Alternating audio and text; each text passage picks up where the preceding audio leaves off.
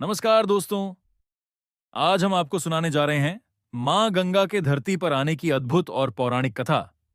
आखिर क्यों मनाया जाता है गंगा दशहरा? कैसे स्वर्ग से धरती पर आई मां गंगा और राजा भगीरथ की तपस्या ने कैसे बदल दी पूरी दुनिया? तो वीडियो को अंत तक जरूर देखिए। बहुत समय पहले अयोध्या में राजा सगर नाम के एक प्रतापी राजा राज्य करते थे। उनके 60,000 पुत्र थे। एक दिन राजा सगर ने अश्वमेध यज्ञ करने का निर्णय लिया।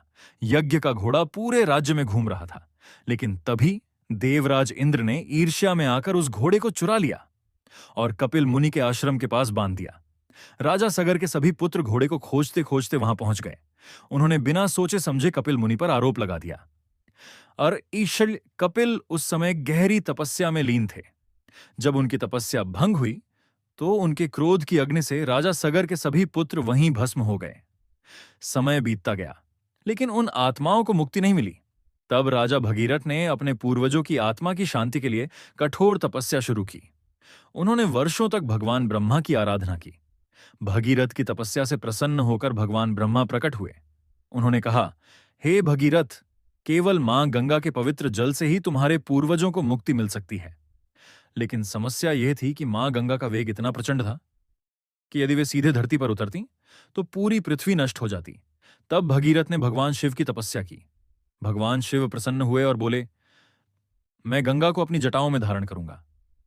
इसके बाद मां गंगा स्वर्ग से पृथ्वी की ओर उतरी। उनका वेग इतना तेज था कि भगवान शिव ने उन्हें अपनी विशाल जटाओं में रोक लिया। फिर शिवजी ने धीरे धीरे मां गंगा को पृथ्वी पर प्रवाहित किया।